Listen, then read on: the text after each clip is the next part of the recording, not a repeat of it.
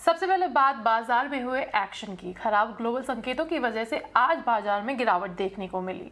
Nifty 200 अंक टूटकर 17,000 से नीचे बंद हुआ। बाजार में आज के एक्शन का पूरा अपडेट लेकर हमारे साथ मौजूद हैं मानसी दवे। ओके, तो दिन भर कारोबार तो हमने कमजोरी के साथ ही ट्रेड होता हुआ देखा, लेकिन शुरुआत बैंक निफ्टी के साथ करना चाहेंगे क्योंकि बैंक निफ्टी ने आखिरी कुछ मिनटों में बाजार को यूं संभाला कि क्लोजिंग भी अच्छी 155 अंकों की तेजी के साथ बैंक निफ्टी में देखने को मिली। इसके अलावा निफ्टी और सेंसेक्स में कमजोरी के साथ ही कामकाज दिन भर हमने देखा। ऑफकोर्स आज सुबह ही ग्लोबल मार्केट से जो सेंटिमेंट्स आ रहे थे वो भी बयां कर रहे थे। एफआईआईज की सेलिंग थी, वो भी हमारे लिए एक फैक्टर थी। साथ ही कई सारे फैक्टर्स और रिजल्ट स्पेसिफिक सीजन है तो वॉलेटाइल मार्केट्स, मंथली एक्सपायरी का हफ्ता है तो पहला दिन वॉलेटाइल ही शुरू होता हुआ हमने देखा। इस बीच निफ्टी ऑटो इंडेक्स में अच्छी स्ट्रेंथ आज दिन में हमने देखी, जहां पर मारुति सुजुकी, टीवीएस मोटर्स ने अच्छा परफॉर्म कर दिखाया। तो आज सेल ऑफ था, लेकिन ऑटो स्पेस में कुछ तमाम काउंटर्स थे जो कि अच्छी परफॉर्मेंस दिखा रहे थे। इस बीच एफएमसीजी स्पेस की अगर बात करें, शुरुआत में एफएमसीजी में आज हमने कमजोरी देखी, लेकिन 2 से 3 बजे के बीच एक खबर आती हुई दिखी कि इंडोनेशिया एक्सपोर्ट बैन से क्रूड पाम ऑयल और आरबीडी ऑयल जो है वो बाहर है। इन दोनों पर एक्सपोर्ट बैन नहीं लगता हुआ दिखेगा। और इस खबर की ठीक बाद हमने एफएमसीजी स्पेस में अच्छी बढ़त के साथ एचयूएल, गोदरेज एग्रोवेट, मैरिको, रुचि सोया, अदानी, विल्मर जैसे काउंटर्स पर ट्रेड देखा। इस बीच आखिरी कुछ मिनटों में मेगमनी फाइन केम के नंबर्स आते हुए दिखे। इस स्टॉक पर भी नजर करनी चाहिए क्योंकि यहाँ पर नतीजे जो थे दमदार आते हुए दिखे। मुनाफे के फ्रंट पर अच्छे आंकड़े थे, वहीं बिक्री भी अच्छी आती हुई दिखी, जिसका सीधा इंपैक्ट था जो कि मेगमनी फाइन केम पर देखने को मिला। करीब 13-14% तक की बढ़त के साथ इस स्टॉक में पोस्ट रिजल्ट हमने रिजल्ट स्पेसिफिक एक इंपैक्ट देखा। गेनर्स की अगर बात करें, ICICI bank, Bajaj auto, HDFC bank, Maruti Suzuki जैसे स्टॉक्स थे जो अच्छी तेजी दिखा रहे थे। और आज निफ्टी में गिरने वाले स्टॉक्स की अगर बात करें, इस सूची में कोल इंडिया, बीपीसीएल, टाटा स्टील, एसबीआई लाइफ जैसे स्टॉक्स शामिल रहे जो कि लाल निशान के साथ बिकवाली का दबाव देख रहे थे। मिड कैप गेनर्स की अगर बात करें, Adani Power, Varun Beverages, Godrej Agrovet, AB Capital जैसे स्टॉक्स इस लिस्ट में शामिल रहे।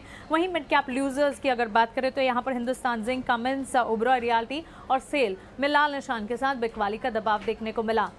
अंत में अगर सेक्टर स्पेसिफिक बाजार को समझने की कोशिश करें, तमाम सेक्टर्स, तमाम पॉकेट्स में लाल निशान के साथ भारी बिकवाली का दबाव दिखा, जिसमें सबसे आगे आईटी, उसके ठीक पीछे FMCG, pharma, auto, metal, financial services, हर तरफ बिकवाली ही बिकवाली हावी होती रही। तो क्लियरली अगर बैंक निफ्टी की तेजी को छोड़ दें, आज बाजार दिन भर कमजोरी के साथ ट्रेड करता दिखा। निफ्टी, सेंसेक्स में बिकवाली के साथ ही क्लोजिंग रही, हालांकि बैंक निफ्टी ने अपने आप को संभाल लिया। इनक्रेड मल्टी कैप पोर्टफोलियो के फंड मैनेजर आदित्य सूद के मुताबिक महंगाई और ग्लोबल रिकवरी की धीमी रफ्तार की वजह से फाइनेंशियल मार्केट में उतार चढ़ाव बना रहेगा। आपको इन्फ्लेशन डिफरेंशियल के बारे में आजकल चर्चा नहीं होती है, बट अब एक बहुत ही बाइपोलर वर्ल्ड में जी रहे हैं। बहुत ज़्यादा डाइवर्जेंस है डिफरेंट इकोनॉमीज की इन्फ्लेशन नंबर्स में। कितनी बार ऐसा होगा जहाँ पे इंडिया का इन्फ्लेशन का जो स्तर है वो ग्लोबल इन्फ्लेशन या यूएस की इन्फ्लेशन से काफ़ी कम है आज की डेट में। तो इन्फ्लेशन को समझना बहुत इम्पोर्टेंट मसला है। दूसरी चीज़ हमें ये माइंड में रखनी पड़ेगी कि अर्निंग्स पे कितना इम्पैक्ट आएगा as a consequence of inflation being high. अगर इन्फ्लेशन हाई है तो कौन कौन से सेक्टर्स पे वो इम्पैक्ट आएगा। जिस तरह का हम आज अनुभव कर रहे हैं बाजार में, वो हम ये देख रहे हैं कि कमोडिटी प्रोड्यूसर्स को बेनिफिट हो रहा है हायर इन्फ्लेशन का, और कमोडिटी कंज्यूमर्स को वो बेनिफिट नहीं हो रहा है, और वो ही मार्केट में रिफ्लेक्ट हो रहा है। बट एक बहुत इंपॉर्टेंट पॉइंट है गोइंग फॉरवर्ड कि कितना डिमांड डिस्ट्रक्शन होगा। डिमांड डिस्ट्रक्शन का कहने का मतलब ये है कि आज अगर क्रूड का दाम $110-120 है तो वो डिमांड सस्टेन कर पाएगा इस लेवल पे। बिकॉज लास्ट टाइम 2011-12 में जब हमने ये क्रूड का लेवल 100 के ऊपर देखा था, वहां पे हमारा एक्सपीरियंस ये बोलता है कि किसी पॉइंट पे जाके डिमांड डिस्ट्रक्शन होगा। सो आई थिंक ये चीज़ों को हमें ध्यान में रखना पड़ेगा इन्फ्लेशन को समझने के लिए गोइंग फॉरवर्ड। बट अभी मिक्स्ड सिग्नल्स मिल रहे हैं बेसिकली, जहाँ पे कुछ कंपनीज को बेनिफिट हो रहा है of higher consumer price inflation, और कुछ कंपनीज को बेनिफिट नहीं हो रहा है, और कुछ सेक्टर्स को बेनिफिट नहीं हो रहा है। मोतीलाल ओसवाल एएमसी के डायरेक्टर और सीईओ मनीष सोनथालिया ने हमसे खास बातचीत में कहा कि महंगाई के कारण बाजार पर दबाव बना रहेगा। उन्होंने आईसीआईसीआई बैंक को निवेश के लिए बेहतर विकल्प बताया। महंगाई बहुत बड़ी समस्या है और जिस हिसाब से इन्फ्लेशन का नंबर्स आ रहे हैं, यूएस में भी लास्ट में इन्फ्लेशन प्रिंट था वो 8.5% सीपीआई, इंडिया में भी 6.95, डब्ल्यूपीआई की बात करें तो 15%, 14.5% के करीब। तो जो वॉर का जो एलिमेंट था वो अभी बैक बर्नर पर है, वॉर चल ही रहा है, वो एक एडेड समस्या तो है ही कमोडिटी प्राइसेस के पॉइंट ऑफ व्यू से। बट जो रेट हाइक की जो पॉसिबिलिटी है, जो front loading of rate hikes होंगे, उससे वैल्यूएशन रीसेट डेफिनेटली मार्केट्स में होगा। तो मुझे ये लगता है कि basically FY23 is more about protecting the down side rather than aiming for any major upside, क्योंकि ये इन्फ्लेशन रहेगा, कमोडिटी प्राइसेस एलिवेटेड रहेंगे, ग्रोथ स्लो डाउन होगा और value style of investing basically will Triumph over growth style of investing. Hindustan zinc के CEO Arun Mishra ने हमसे खास बातचीत में कहा कि घरेलू और इंटरनेशनल मार्केट में जिंक की शानदार डिमांड है। उनके मुताबिक लेड की डिमांड में भी फिलहाल कोई कमी नहीं है। जिंक के लिए मांग में कोई कमी नहीं है, चाहे हमारे इंडिया के अंदर में हो, चाहे Europe, America, Bangladesh, Nepal, south east Asia में हो, क्योंकि सारे कंट्रीज जो है वो कोविड के उत्तरायण सारे अपना अपना जो ग्रोथ का काम है, इंफ्रास्ट्रक्चर का काम है, नए रेल लाइन, नए सड़कें, नए हाउसिंग, ये सब का प्रोजेक्ट उन्होंने काफी बढ़ा दिया है और सब जगह में हमको डिमांड, जिंक का डिमांड काफी अच्छा देखने मिल रहा है। लेड का डिमांड कोई कमी नहीं हुआ है, लेकिन ऑटो सेक्टर में जरूर कुछ लगता है कि थोड़ा स्लोनेस आया है, चाहे battery operated EV vehicle, lithium battery, ये सब के चक्कर में। But there is no let up in lead demand also. Silver में डिमांड में, क्योंकि हम भारत का जो इंडिया का कंजम्पशन है उसका लगभग 10% ही हम बनाते हैं। 7,000 टन करीब इंडिया में टोटल कंजम्पशन है, हम बनाते हैं लगभग 650 से 700 टन सिल्वर, तो बाकी तो सिल्वर इंपोर्ट होता है। अगर डिमांड में आगे पीछे होता भी है तो वो हमारे हिंदुस्तान जिंक में कोई असर नहीं पड़ता है, लेकिन मार्केट में अभी थोड़ा सा डिस्काउंट में चलता है सिल्वर एलबीए से, तो वो थोड़ा अर्निंग में करीब 20-25 सेंट या 20 सेंट, 15-20 सेंट आगे पीछे होता रहता है एक ट्राई आउंस के लिए। रिलायंस के साथ डील टूट जाने से फ्यूचर ग्रुप के शेयरों में तेज बिकवाली देखी गई। अब यहां से फ्यूचर ग्रुप की राह क्या होगी और रिलायंस को इस पूरे मामले में क्या मिला, ये बताने के लिए हमारे साथ जुड़ रहे हैं अंकुर मिश्रा और डिम्पी कालरा। अंकुर मिश्रा से हम जानते हैं कि निवेशकों की मुश्किलें कितनी बढ़ गई हैं। अंकुर, अब बताएं आप कि फ्यूचर ग्रुप्स की क्या मुश्किलें हैं और क्रेडिटर्स क्या करेंगे। जी हाँ, बिल्कुल, जो लेंडर्स हैं उनकी मुश्किलें बढ़ी हैं और करीब 28,000 करोड़ रुपए का कर्ज है जो उनको बकाया, जो भुगतान नहीं हुआ है। अब इसके लिए इंसॉल्वेंसी की प्रक्रिया शुरू होगी। अभी बैंक ऑफ इंडिया ने ऑलरेडी एक एप्लीकेशन दी हुई है एनसीएलटी में, लेकिन वो फ्यूचर ग्रुप के खिलाफ इंडिविजुअली फ्यूचर रिटेल के लिए है। लेकिन अब आइडिया ये है कि फ्यूचर ग्रुप की जितनी भी कंपनियां हैं उनका एक साथ रिजोल्यूशन करने के लिए ग्रुप इंसॉल्वेंसी की अर्जी दी जा सकती है एनसीएलटी में, और ये इंसॉल्वेंसी की कार्रवाई के दौरान हो सकता है, कोई सेपरेट पिटीशन को मूव करने की ज़रूरत नहीं है। इसी तरीके से वीडियोकॉन का जो केस था वहाँ पर भी ग्रुप इंसॉल्वेंसी हुई थी, वैसे ही अब शायद ग्रुप इंसॉल्वेंसी फ्यूचर ग्रुप के लिए हो सकती है। हम अगर यहाँ पे बात करें कि ये आखिर ये नौबत क्यों आई, तो करीब 69% जो लेंडर्स थे उन्होंने वोट किया था डील के खिलाफ, और इस वजह से ये डील फाइनली आरआईएल ने बोला कि डील टूट गई। अंकुर, मुझे एक और बात जाननी है कि रिलायंस ने डील को रद्द कर दिया है, लेकिन क्या हासिल हुआ है इस ग्रुप को इस डील से? रिलायंस को स्टोर्स ज़रूर मिल गए हैं। रिलायंस ने लीज पर सारे स्टोर्स ले लिए थे पिछले साल अप्रैल में, मतलब फ्यूचर ग्रुप के बजाय रिलायंस के पास ये स्टोर्स चले गए थे। और अब चूंकि फ्यूचर ग्रुप ने करीब 3,000 करोड़ रुपए बकाया को नहीं चुका पाया, जो 947 स्टोर्स हैं वो फरवरी में रिलायंस ने अपने कब्जे में ले लिए। लेकिन ये स्टोर्स सिर्फ सिर्फ उनके पास है, उनके अंदर का जो सामान है वो सारा उस पर जो मालिकाना हक किसका होगा वो अभी देखने वाली बात होगी। इनफैक्ट लेंडर्स ने 15 मार्च को एक पब्लिक नोटिस भी दिया था जिसमें बोला था कि वहाँ पे जितने भी एसेट्स हैं उस पर लेंडर्स का पहले हक है।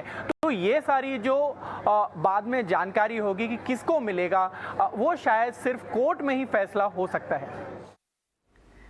डिम्पी, इस डील के रद्द होने के बाद क्या मान लेना चाहिए कि फ्यूचर ग्रुप्स के जो निवेशक हैं उनका जो फ्यूचर है वो पूरी तरह से अंधकार में, या कोई उम्मीद है उनके लिए अभी भी? देखिए, आपने जो मेरे पीछे तस्वीर देख पा रहे हैं ना, अपने आप में यही एक पूरी लाइन है और एक पिक्चर है जो बयान कर देगी कि रिटेल निवेशक कहाँ पे खड़े हैं। उनका फ्यूचर जरूर अंधकार में है। वजह आपको बता दें, जैसे दो बड़े प्लेयर्स आप खुद भी बता रहे थे, मेरे सहयोगी अंकुर, वो कह रहे हैं कि एक तरफ फ्यूचर ग्रुप है, दूसरी तरफ रिलायंस इंडस्ट्रीज़ है, लेकिन इन दोनों के बीच में जो खड़ा है वो रिटेल निवेशक खड़ा है। असल में रिलायंस इंडस्ट्रीज़ के डील टूटने पर ये पूरा मामला अब IBC के अंदर जा सकता है, यानी कि अब आगे चल के इंसॉल्वेंसी होगी इसकी, जो पुरानी प्रक्रिया होती है। और बार बार अंकुर हमको ये याद दिला रहे हैं कि आप वीडियोकॉन वाले केसेस में जाके देखिए, तो वीडियोकॉन वाले केसेस में आपको साफ पता लग गया होगा कि रिटेलर्स के हाथ में कुछ नहीं आया था। अब मैं आपको दूसरी इंपॉर्टेंट बात बताता हूँ, अगर रिलायंस इंडस्ट्रीज के बराबर की कंपनी या फिर कोई बड़ी अच्छी कंपनी, बड़ी कंपनी नहीं आती है, तो फिर ये जो 27,000-28,000 करोड़ का कर्ज है जो कि मोटा मोटी रिलायंस इंडस्ट्रीज दे रहा था, वो अब क्या दूसरी कंपनी दे पाएगी? इस तरह के एटमॉस्फेयर के बाद क्या दूसरी कंपनी भी उतना ही पैसा देगी? ये सेकंड क्वेश्चन है। अगर आप इसमें 30% का कट भी लगा देंगे तो ये पैसा 20,000 करोड़ से नीचे खिसक जाएगा।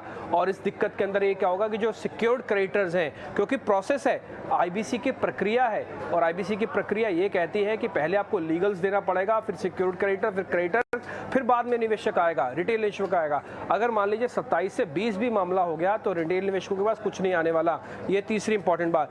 दूसरा, कंपनी के पास जो 25 से 28,000 करोड़ रुपए का कर्ज है, इसमें काफी बड़े बड़े प्लेयर है, खुद प्रमोटर का स्टेक भी इसके अंदर इंक्लूड है, जो कि प्लेज पड़ा हुआ है आगे चल के। अब आते हैं रिलायंस इंडस्ट्रीज के साथ जो डील हुई है उसमें अभी तक का नुकसान कितना हुआ है।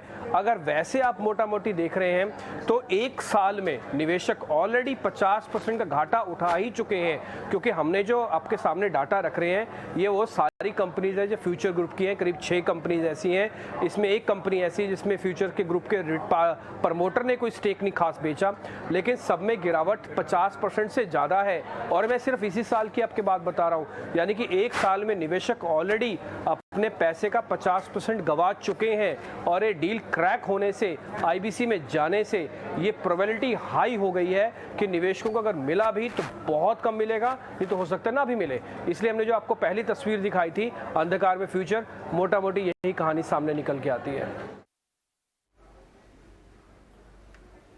थैंक यू अंकुर और थैंक यू डिम्पी हमसे ये जानकारी शेयर करने के लिए। अब वक्त हो चुका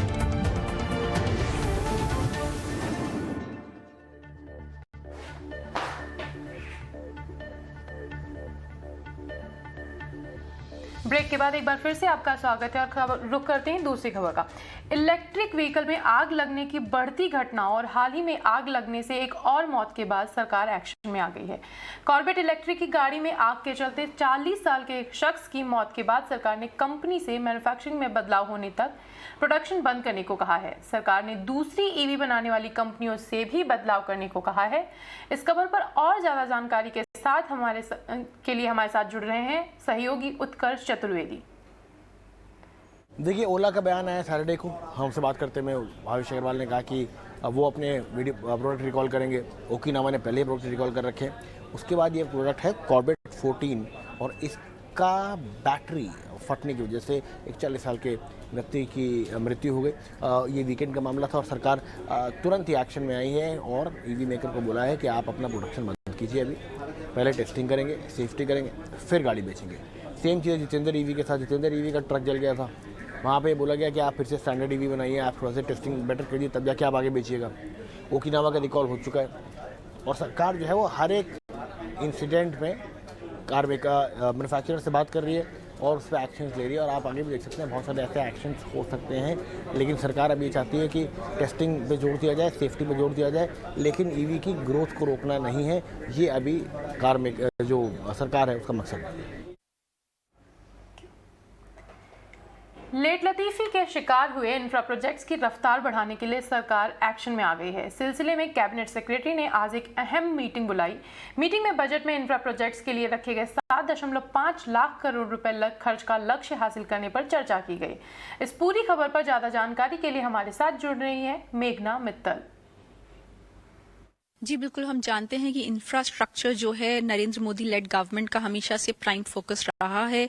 तो अब जो हमारे सूत्र जानकारी दे रहे हैं कि कैबिनेट सेक्रेटरी ने आज एक बहुत ही महत्वपूर्ण बैठक ली कमेटी ऑफ सेक्रेटरीज की, जिसमें सारे वो इंफ्रास्ट्रक्चर के प्रोजेक्ट्स रिव्यू किए गए जो कि डिलेड चल रहे हैं। ये याद रखिए कि डिले होने से इंफ्रास्ट्रक्चर के प्रोजेक्ट्स की हमेशा कॉस्ट बहुत ज्यादा बढ़ जाती है, जो कि गवर्नमेंट बिल्कुल नहीं चाहती है। इसी की वजह से आज ये टॉप लेवल मीटिंग ली गई। इस मीटिंग में फाइनेंस सेक्रेटरी प्रेजेंट थे। इसके अलावा जो लाइन मिनिस्ट्रीज के जो इंफ्रास्ट्रक्चर के जो सेक्रेटरीज हैं वो भी प्रेजेंट थे, जैसे कि road and highways ministry, shipping ministry वगैरह। इन सब के द्वारा ये एक बात तय की गई कि हम इंफ्रास्ट्रक्चर के जो प्रोजेक्ट्स हैं वो फास्ट ट्रैक किए जाने चाहिए और फास्ट ट्रैक किए जाएंगे। इसके अलावा ये भी तय हुआ कि जो भी डिलेड इंफ्रास्ट्रक्चर के प्रोजेक्ट्स हैं उनको भी फास्ट ट्रैक किया जाए, ताकि कॉस्ट पर बिल्कुल भी इफेक्ट ना पड़े। ये याद रखिए कि 7.5 लाख करोड़ रुपीस इस साल का केपेक्स का टारगेट है, जो कि एक बहुत बड़ा एम्बिशियस टारगेट है और गवर्नमेंट इस पर बिल्कुल भी कटौती नहीं करना चाहती है। ये भी याद रखिए कि ग्लोबल अनसर्टेनिटीज की वजह से बहुत सारे चैलेंजेस डोमेस्टिकली भी हम फेस कर रहे हैं, जैसे कि एडिबल ऑयल पे हो गया, फ्यूल प्राइसेस पे हो गया, फर्टिलाइजर प्राइसेस पे हो गया। उसकी वजह से गवर्नमेंट का एक्सपेंडिचर थोड़ा बढ़ सकता है, लेकिन गवर्नमेंट का ये मानना है कि कैपिटल एक्सपेंडिचर पर, स्पेशली इंफ्रास्ट्रक्चर पर बिल्कुल भी कटौती नहीं की जाएगी। इसी की वजह से ये एक हाई लेवल मीटिंग आज एक रिव्यू पूरा इंफ्रास्ट्रक्चर प्रोजेक्ट्स का लिया गया। इंफ्रा प्रोजेक्ट्स के बाद बात करते हैं विनिवेश की। बीपीसीएल विनिवेश की मौजूदा शर्तों में बदलाव के लिए इंटर मिनिस्ट्रियल चर्चा शुरू हो चुकी है। वित्त मंत्रालय ने पेट्रोलियम मंत्रालय से शर्तों में बदलाव पर राय मांगी है। सरकार का मार्च 2023 से पहले बीपीसीएल में अपनी पूरी हिस्सेदारी बेचने का लक्ष्य है। इस एक्सक्लूसिव खबर की और ज्यादा डिटेल्स के साथ हमारे सहयोगी प्रकाश प्रियदर्शी हमारे साथ हैं। देखिए, सूत्रों के हवाले से जो जानकारी हमें मिल रही है उसके हिसाब से सरकार ने बीपीसीएल के विनिवेश की प्रक्रिया को रफ्तार देने के लिए मौजूदा हालात में जो उसके टर्म्स एंड कंडीशंस हैं उसमें बदलाव की तैयारी जो है वो शुरू कर दी है। सूत्र हमें बता रहे हैं कि वित्त मंत्रालय ने पेट्रोलियम मंत्रालय से उसकी राय मांगी है कि मौजूदा परिदृश्य में किस किस तरह के बदलाव मौजूदा टर्म्स एंड कंडीशंस में किए जा सकते हैं। दरअसल सरकार बीपीसीएल की विनिवेश की प्रक्रिया को वित्त वर्ष 2023 में पूरा करना चाहती है, लेकिन जो मौजूदा हालात उभर कर आए हैं उसकी वजह से कई तरह की रुकावटें जो हैं वो रास्ते में आ रही है। इस पूरी प्रक्रिया के लिए जो मौजूदा टर्म्स एंड कंडीशंस हैं उसको सरकार दरअसल एक रीपैकेजिंग करना चाहती है, ताकि इसको रफ्तार दी जा सके। सूत्र हमें भी बता रहे हैं कि जिन 3 कंपनियों ने बीपीसीएल के लिए यूआई सबमिट किए हैं, उसमें जो थिंग गैस है उसने यूआई वापस ले लिए हैं। उसके लिए कई तरह के कारण जो है वो बताए जा रहे हैं। सूत्र हमें बता रहे हैं कि जो क्लॉज हैं, जैसे जो रिक्वायर्ड मिनिमम नेटवर्थ है या फिर कंसोर्शियम में नए पार्टनर के लिए जो क्लॉज हैं उसमें रिलैक्स दिया जा सकता है। साथ ही साथ जो कंडीशंस अभी लगाए गए हैं बीपीसीएल के अलग अलग जो बिजनेस है उसकी बिक्री के लिए, उसकी शर्तों में भी ढील दी जा सकती है। सूत्र ये बता रहे हैं सरकार के अंदर जब हमने उनसे बात करने की कोशिश की कि जिस तरीके से ग्लोबल मार्केट में ग्रीन एनर्जी की तरफ रुझान ज्यादा बढ़ा है, साथ ही साथ क्रूड ऑयल के मामले में जो मौजूदा वोलेटिलिटी है एक तरीके से ये रुकावट पैदा कर रही है। साथ ही साथ पेट्रोल डीजल प्राइसेस पर सरकार की तरफ से जो इनडायरेक्ट रेगुलेशन है वो भी इन्वेस्टर्स के लिए मौजूदा हालात में एक बड़े कंसर्न के तौर पर निकलकर सामने आ रही है। तो इन तमाम बातों को देखते हुए जो चर्चा है उसकी शुरुआत कर दी गई है और किसी भी तरह के अगर बदलाव होते हैं तो उस पर फिर से कैबिनेट की मंजूरी ली जाएगी और फिर नया प्लान जो है बीपीसीएल के विनिवेश से संबंधित उसको जारी किया जाएगा।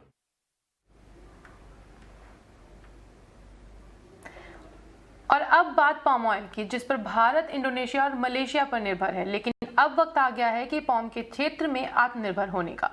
पेश है इसी पर हमारा आज का स्वदेश विशेष।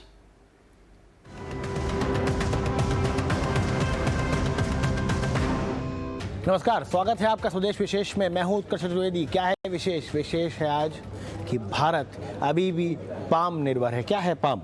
पाम ऑयल जो कि भारत में सबसे ज़्यादा इंपोर्ट होता है, वो कई जगहों से आता है और खाने पीने से लेकर नहाने धोने सबकी चीज़ों में इस्तेमाल होता है। लेकिन भारत अभी भी पाम ऑयल पर बाहरी देशों से, ज़्यादातर मलेशिया और इंडोनेशिया से निर्भर है। मैं हूँ वीर मोहन। लेकिन अगर पाम पे निर्भरता उत्कर्ष अगर इतनी ज़्यादा होगी तो इसका क्या असर होगा? क्या होगा इकोनॉमी पे असर? सिर्फ कमोडिटी ही नहीं, पूरी इकोनॉमी पे और इक्विटी मार्केट पर क्या होगा असर? सबसे पहले देख लेते हैं उससे रिलेटेड ये रिपोर्ट। पूरे दिन जिस खबर से शेयर बाजार और कंपनियों की धड़कनें बढ़ी रहीं, दोपहर बाद ये खबर आई कि इंडोनेशिया ने पाम ऑयल को एक्सपोर्ट बैन की लिस्ट से हटा लिया है। तब जाकर इससे जुड़ी कंपनियों को राहत की सांस आई। पहले खबर आई थी कि इंडोनेशिया ने 28 अप्रैल से भारत को पाम ऑयल एक्सपोर्ट करने पर बैन लगा दिया है। इस खबर से गोदरेज कंज्यूमर, मैरिको, HUL जैसी कंपनियां फिसलती चली गईं। अब सवाल उठता है कि इंडोनेशिया के पाम ऑयल के बैन की खबर से भारत में इतनी हलचल क्यों मची? दरअसल इंडोनेशिया दुनिया में सबसे ज्यादा पाम ऑयल उत्पादन करने वाला देश है और दूसरे नंबर पर है मलेशिया। भारत सालाना करीब 80 लाख टन पाम ऑयल का आयात करता है। इसमें 62% इंपोर्ट इंडोनेशिया, 25% मलेशिया से और बाकी 13% अन्य देशों से होता है। इस 80 लाख टन पाम ऑयल में से 40% तो खाने के तेल के रूप में इस्तेमाल होता है। बाकी 60% दूसरे रोजमर्रा के इस्तेमाल आने वाले प्रोडक्ट बनाने में काम आता है, जैसे डिटर्जेंट, कॉस्मेटिक, बायोफ्यूल, शैम्पू, साबुन, नूडल्स, चॉकलेट, बिस्किट और दूसरे प्रोडक्ट्स। अगर पाम ऑयल एक्सपोर्ट बैन हो जाता तो इन सभी उत्पादों के दाम बढ़ जाते। हालांकि रुचि सोया को भरोसा था कि ऐसा कुछ होगा नहीं। हमारे पास एडिक्वेट स्टॉक है सप्लाई करने के लिए और मेरे को लगता नहीं कि एक शॉर्ट टर्म में कोई ऐसा कोई इमीडिएट मेजर रहता है, क्योंकि आपको मालूम है कि हमारी सप्लाई चेन काफ़ी एक्सटेंडेड रहती है और उसमें शॉर्ट टर्म में कोई ऐसा मेरे को इमीडिएट इम्पैक्ट नहीं लगेगा। लेकिन जहाँ तक रुचि सोया की स्थिति है कि हमारे सामने ऐसा कोई सप्लाई चेन का ना तो शॉर्टेज है, ना हमारे पास ऑयल की कोई वो है और हम लोग बराबर मार्केट को सप्लाई कर रहे हैं। पूरा कार्य उस तरीके से चल भी। सवाल ये भी उठता है कि पाम ऑयल या दूसरे ऑयल्स को लेकर भारत की दूसरे देशों में इतनी ज्यादा निर्भरता क्यों है? आखिर क्यों भारत इंडोनेशिया या मलेशिया से पाम ऑयल खरीदने पर मजबूर है?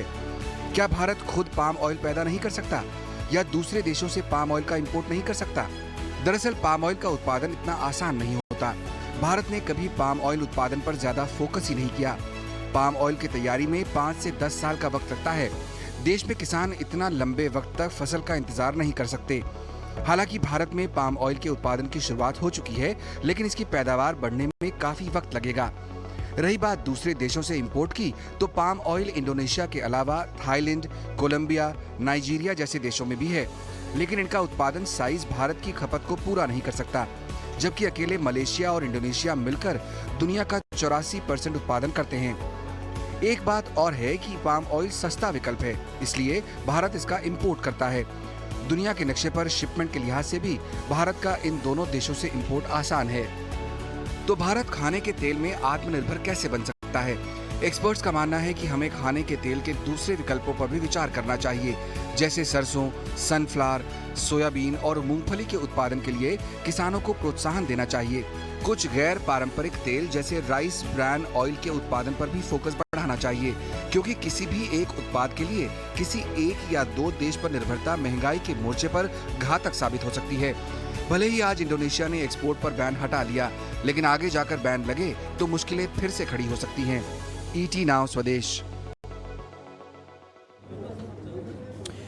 चलिए इस पर और बातचीत करने के लिए हमारे साथ मयंक शाह जो कि हेड ऑफ प्रोडक्ट्स हैं पार्ले प्रोडक्ट्स के, वो जुड़ गए हैं। अतुल चतुर्वेदी जो प्रेसिडेंट हैं सॉल्वेंट एक्सट्रैक्टर्स एसोसिएशन के, वो जुड़ गए हैं। लेकिन विष्णुमोहन, मैं आपके पास सबसे पहले आना चाहूँगा, जरा हमें समझाइए कि पाम ऑयल चीज़ क्या है, क्योंकि हमको तो अक्सर जब दाम बढ़ते हैं तो बताया जाता है कि भाई अब आप नहाते भी हैं तो भी पाम ऑयल इस्तेमाल होता है, बाल भी धोते हैं तब भी पाम ऑयल इस्तेमाल होता है, और समोसे कचौरी भी खाते हैं तब भी इस्तेमाल होता है। ये है क्या चीज़, कहाँ बनती है, कितनी निर्भरता है, थोड़ा हमें भी बताइए और हमारे दर्शकों को भी बताइए। बिल्कुल, अगर पाम तेल की अगर बात करें तो पाम तेल एक खाने का ही तेल समझ लीजिए, लेकिन इसके बाई प्रोडक्ट्स कई ऐसी चीज़ें होती चाहे वो कॉस्मेटिक्स हो या फिर FMCG, कई सारे ऐसे प्रोडक्ट्स हैं, पैकेजिंग फूड्स वगैरह में भी उसके इस्तेमाल होते हैं। लेकिन पाम तेल सस्ता तेल है खाने के बाकी तेलों के विकल्प के मुकाबले, इसलिए भारत एक बड़ा कंज्यूमर मार्केट है। इस वजह से यहाँ पर हम पाम तेल पर ज़्यादा निर्भर है। और पाम तेल का उत्पादन कहाँ होता है, तो सबसे ज़्यादा दुनिया में यानी 58%, 58% अकेले इंडोनेशिया उत्पादन करता है, 26% उत्पादन मलेशिया में होता है। यानी ये दो देश है जो दुनिया की मेजर देश है और उस पर हमारी निर्भरता है। और हम सबसे ज़्यादा पाम तेल का जो इंपोर्ट है वो इंडोनेशिया से करते हैं। और अगर इंडोनेशिया अगर एक्सपोर्ट पर बैन करता, इसे जारी रखता, तो एक बड़ा असर होता है, क्योंकि ऑलरेडी जो सनफ्लावर ऑयल है उसका इंपोर्ट कम हो गया है, क्योंकि ब्लैक सी के जरिए हम इंपोर्ट कर नहीं पा रहे हैं। और उसका दूसरा असर ये होता है कि इतने बड़े, जब हम सबसे बड़े कंज्यूमर है पाम तेल के और दुनिया के दूसरे सबसे बड़े कंज्यूमर है पाम तेल के, अगर यहाँ पर अगर पाम तेल का इंपोर्ट कम हो जाए तो डेफिनेटली एक बहुत ही बुरा असर होता। तो इसलिए पाम तेल की अहमियत हमारे लिए काफ़ी ज़्यादा है। और आपको बता दें कि टोटल जो पूरी दुनिया में जो पाम तेल का जो खपत है 17% अकेले इंडोनेशिया करता है और 14% भारत करता है, 10% चाइना तीसरे नंबर, यानी चीन से भी ज़्यादा पाम तेल का खपत हिंदुस्तान में होता है। हमारा मार्केट बहुत बड़ा है और ऐसे में तो रातों रात हमारी सरकार की नींद उड़ जाती है अगर इसको कंटिन्यू किया जाता। लेकिन दूसरी बात ये भी है, क्योंकि इंडोनेशिया एक बड़ा उत्पादक देश है और करीब करीब 20 लाख टन हर महीने वो उत्पादन एक्सपोर्ट करता है पूरी दुनिया के अलग अलग देशों में। अगर और उनकी जो खुद की खपत है वो 17% के आसपास ही है, तो अगर वो खपत को बढ़ा भी लेंगे तो कितना बढ़ाएंगे? तो 15 दिन 20 दिन के बाद उनके पास इतनी ओवर सप्लाई होती, इतना बड़ा गलट होता कि उनके रखने के लिए स्टोरेज कैपेसिटी नहीं होती। तो ऐसे में उनके पास मजबूरी थी, हालांकि अभी रमजान का महीना था तो एक डोमेस्टिक लेवल पे प्रेशर रहा होगा कि दाम कुछ कम हो जाए, लेकिन उनके लिए मजबूरी है कि क्रूड पाम तेल का कम से कम एक्सपोर्ट ज़्यादा से ज़्यादा वहाँ से हो सके। जी मयंक सर, आपके पास आना चाहूँगा। विश्वमोहन ने जैसे हमें बताया कि अगर एक्सपोर्ट चल जाता 11 दिन और तो काफ़ी दिक्कत हो जाती और सरकारों की नींद उड़ जाती। आपको भी कितना फ़र्क पड़ता? सुबह जब एक खबर आई कि ऐसा होगा, तब से लेके जब क्लैरिफिकेशन आया कि क्रूड पाम ऑयल में ये बैन नहीं लगा, कितना रिलीफ मिला आपको? नहीं, काफ़ी रिलीफ है। इनफैक्ट जो ये एक्सप्लेनेशन आया है, क्लैरिफिकेशन आया है, तो बिकॉज ऑफ द क्लैरिफिकेशन उन्होंने जो बोला हुआ है वहाँ पर CPO मतलब क्रूड पाम ऑयल और RBD ऑयल, ये दोनों उन्होंने ये बैन से बाहर रखा हुआ है। और यही दो मेजर चीज़ें हैं जो इंपोर्ट होती है भारत में वहाँ से। तो as a result of that if we are talking about the impact एकदम insignificant या नहीं के बराबर है। So that's a very good news for not just food industry but entire FMCG industry। जैसे आपने सही बताया कि सोप्स, शैम्पूज हर जगह पर ये यूज होता है, तो आई थिंक इंडस्ट्री के लिए ये बहुत अच्छी न्यूज़ है। ओके अतुल जी, आपसे भी मेरा यही सवाल होगा कि जिस तरह से खबरें वीकेंड पे आई फ्राइडे शाम को, तो पूरे मार्केट में खलबली मच गई कि कितना बड़ा इंपैक्ट होगा भारत जैसे मार्केट में। लेकिन अतुल जी, ये कितनी बड़ी राहत की खबर है हमारे लिए, खास करके इंडियन मार्केट के लिए, कि क्या अब लग रहा है आपको कि खाने के तेल दाम आगे यहाँ से कम होने वाले हैं? सबसे पहले तो मैं ये बोलूंगा, वो कहावत है ना यूपी में, खोदा पहाड़ और निकला चूहा, वो भी मरा हुआ। तो आज सुबह आप देखिए बाजारों के क्या हाल थे। ऑलमोस्ट 8 से 10% बाजार तेज हो गए थे और ये खबर आने के बाद वापस बैक टू स्क्वायर वन, और उससे जो सुबह खुले थे बाजार उससे भी नीचे हो गए। ये जो खबर थी, मैं समझता हूँ उनकी खुद की जो तकलीफें थी विद इन इंडोनेशिया उससे ज्यादा रिलेटेड थी। और मुझे ऐसा भी लगता है कि शायद गवर्नमेंट ऑफ इंडिया का भी थोड़ा बहुत प्रेशर डेफिनेटली इंडोनेशियन गवर्नमेंट के ऊपर रहा होगा, क्योंकि ये हिंदुस्तान के लिए तो बहुत ज्यादा बुरी खबर थी अगर वो बैन हो जाता। तो आज सुबह से आप लोग ये कवर कर भी रहे थे कि हिंदुस्तान के लिए कितनी तकलीफें हो सकती हैं। खैर, जो भी हुआ अच्छा हुआ और अकल आई, देर आई सबेर आई। एक चीज और मैं आपके साथ शेयर करना चाहूंगा, वो बहुत अच्छी हुई है कि अभी भी इंडोनेशिया से पामोलिन का एक्सपोर्ट पे बैन जो अपने को खबर मिल रही है उसके हिसाब से है। तो ये खबर अपने यहाँ की हिंदुस्तान की इंडस्ट्री, जो रिफाइनिंग इंडस्ट्री है, उसके लिए ही अच्छी है। और क्रूड ऑयल ज्यादा आएगा।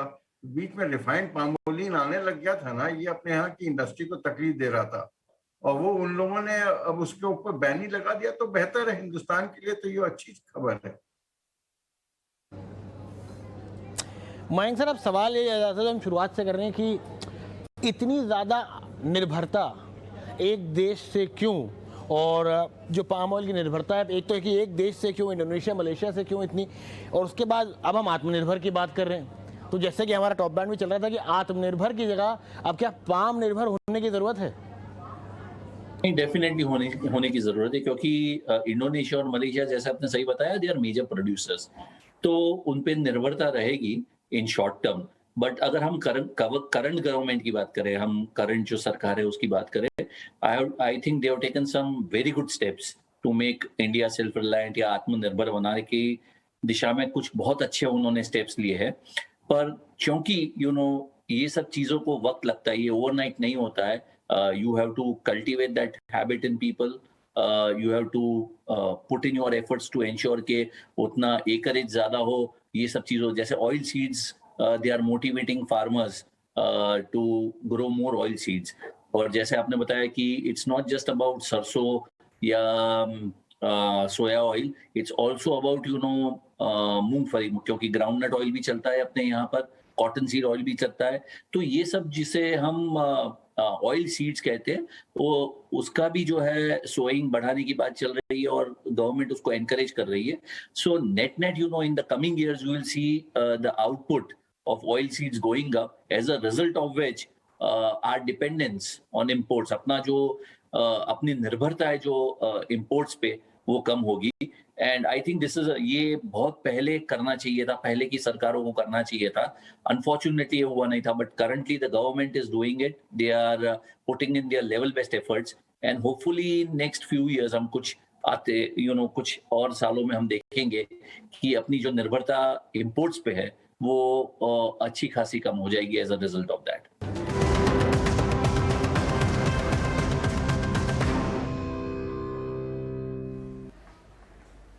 पाम ऑयल संकट को लेकर सरकार अलर्ट पे है, जिसको लेकर सरकार इस सप्ताह इंडोनेशियाई व्यापार मंत्री के साथ बातचीत करेगी और पाम तेल के निर्यात पर कुछ छूट बनाए रखने का आग्रह करेगी। ज्यादा जानकारी दे रहे हैं हमारे संवाददाता समीर दीक्षित। इंडोनेशिया सरकार के पाम ऑयल के एक्सपोर्ट पर लगी रोक ने भारत सरकार की चिंता बढ़ा दी है और इस पूरे संकट से उबरने के लिए भारत सरकार ने जो स्ट्रेटेजी बनाई है उसमें दो रास्तों पे सरकार कदम बढ़ाएगी। पहला रास्ता यह है, सूत्र ये बता रहे हैं कि सरकार और जो नोडल मंत्रालय है वो लगातार इंडोनेशियन सरकार से बातचीत करेगा, उनको समझाने की कोशिश करेगा कि वो अपने फैसले पर पुनर्विचार करें और कोशिश ये करें कि 100% एक्सपोर्ट पर बैन ना लगा करके कुछ हद तक वो रिलैक्सेशन दे, जिसका फ़ायदा या एक तरीके से कह सकते हैं कि बड़ा संकट भारत में नहीं दिखाई देगा पाम ऑयल की डिमांड को देखते हुए। और दूसरी तरफ भारत सरकार और जो संबंधित मंत्रालय है वो मलेशियन सरकार से भी बातचीत करेंगे। मलेशिया से भी भारत बड़ी मात्रा में पाम ऑयल का इंपोर्ट करता है और वहाँ पर भी इस बात की अपील की जाएगी कि वो अपनी प्रोडक्शन को आने वाले वक्त में बढ़ाएं और भारत सरकार वहाँ से इंपोर्ट की मात्रा को भी ज़बरदस्त तरीके से बढ़ाने पर विचार कर रही है, लेकिन ये इंपोर्ट स्थिर कीमतों पर होगा। तो इन दो स्ट्रेटेजी पर सरकार काम कर रही है।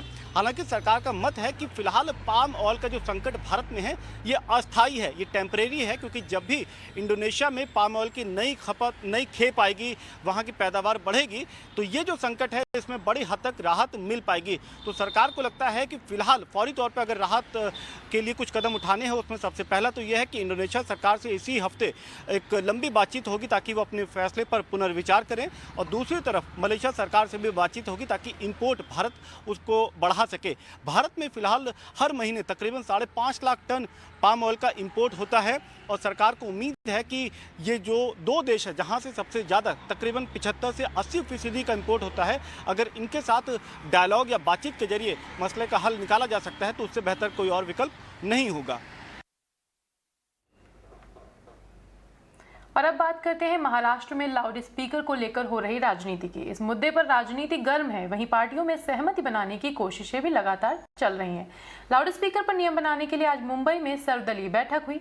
हालांकि इस बैठक में पूर्व सीएम देवेंद्र फडणवीस और एमएनएस चीफ राज ठाकरे शामिल नहीं हुए। फडणवीस के मुताबिक लाउड स्पीकर मुद्दे पर सुप्रीम कोर्ट के आदेश का पालन करना चाहिए, लेकिन सर्वदलीय बैठक में सीएम उद्धव ठाकरे का शामिल न होना ये दिखाता है कि सरकार इस मुद्दे पर गंभीर नहीं है। राज ठाकरे ने भी उद्धव सरकार पर कुछ ऐसा ही आरोप लगाया। वहीं बैठक में महाराष्ट्र सरकार ने नियमों के मुताबिक कार्रवाई करने की बात कही है। ये सिर्फ मंदिर मस्जिद का विषय नहीं है, ये सारे जो स्पीकर लगते हैं पूरा उसी का विषय है। सुप्रीम कोर्ट का जो एक ऑर्डर थी उसके हिसाब से आप देखें तो महाराष्ट्र सरकार ने 2015 से लेकर 2017 तक जो जीआर निकाले हैं उसमें अलग अलग जोन है, इंडस्ट्रियल जोन है, रेसिडेंशियल जोन है, कमर्शियल जोन है, ये सारे जोन्स के लिए अलग अलग डेसिबल तय करती है जो लिमिट होती है। अभी इसमें मेजरमेंट की एक बात होती है, लेकिन अगर मेजरमेंट हर एक लाउड स्पीकर के लिए जाए तो हर एक धर्म को, हर एक जो सेलिब्रेशन होता है, फेस्टिवल होता है, उसको थोड़ी तकलीफ हो सकती है। इसलिए हमने यही कहा है, सारे जो दल थे वहां उन्होंने यही कहा है कि हम केंद्र सरकार से भी इस पे कुछ बातचीत करें। और दूसरा, क्योंकि ये सुप्रीम कोर्ट का मामला है तो जो भी सुप्रीम कोर्ट की ऑर्डर्स है उसका फॉलो अप होना चाहिए, लेकिन ये फॉलो करते हुए किसी को भी तकलीफ ना हो, यही हमारा मानना है। लॉ एंड ऑर्डर का इशू ना हो, ये भी हम उस पर बात पक्की करते आ जा रहे हैं। महाराष्ट्र में बीजेपी नेता किरीट सोमैया पर हुए हमले के बाद पार्टी शिवसेना पर लगातार हमलावर है। पूर्व मुख्यमंत्री देवेंद्र फडणवीस ने प्रेस कॉन्फ्रेंस कर शिवसेना पर जमकर निशाना साधा। फडणवीस ने कहा कि पुलिस संरक्षण में बीजेपी कार्यकर्ताओं और नेताओं पर हमला किया गया।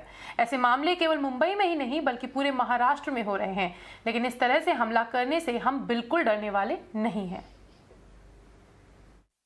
महाराष्ट्र के गृह मंत्री ने जो बैठक बुलाई थी उस बैठक में न जाने का फैसला, उस पर बहिष्कार करने का फैसला हमने किया। इसका कारण पिछले 3-4 दिनों में महाराष्ट्र में जिस प्रकार से गैर जिम्मेदाराना पद्धति से पुलिस का उपयोग करते हुए विरोधी पार्टी के लोगों को जान से मारने की हरकत की गई, प्रयास किया गया, इसके बाद संवाद के लिए जगह कहां बचती है। हमारा तो मानना यह है कि हिटलर शाही से संघर्ष होता है, संवाद नहीं होता। प्रधानमंत्री नरेंद्र मोदी 2 से 6 मई तक यूरोप की यात्रा पर जा सकते हैं। इस दौरान पीएम मोदी फ्रांस के नवनिर्वाचित राष्ट्रपति इमैनुअल मैक्रो और जर्मनी के चांसलर ओलाफ शोल्ज के साथ भी मुलाकात कर सकते हैं। इसके अलावा पीएम मोदी कोपेनहेगन में भारत नॉर्डिक्स शिखर सम्मेलन को संबोधित भी करेंगे। बता दें कि मैक्रो को एक बार फिर से फ्रांस के राष्ट्रपति के दूसरे कार्यकाल के लिए चुना गया है। ऐसे में पीएम मोदी पेरिस जाकर उनसे द्विपक्षीय मुलाकात कर उन्हें बधाई दे सकते हैं।